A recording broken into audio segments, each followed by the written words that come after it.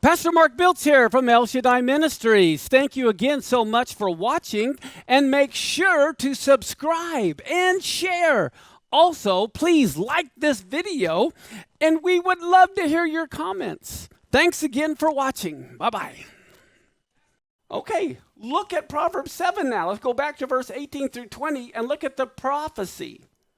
The harlot tells him, "Come, let us take our fill of love until the morning. Let us solace ourselves with love, for the good man is not at home. He's gone on a long journey. He's taken the bag of money with him and will come back at the day appointed." Even Satan knows the day that is appointed. Now, when it says, look at this right here. This is a parable. This is a prophecy. How the Lord is going to come back on an appointed time. Now, guess what is incredible? In the Jewish translation into the English, look at that same verse. He's taken the bag of money with him, and he will come home at the full moon. That is the correct translation. Well, guess what? The full moon is the appointed time.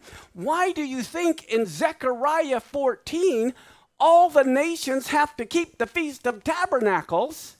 And if they don't keep the Feast of Tabernacles, they get the plague, they get no rain, because the Feast of Tabernacles is at a full moon. And guess what? The Hebrew word for full moon is the same Hebrew word for throne.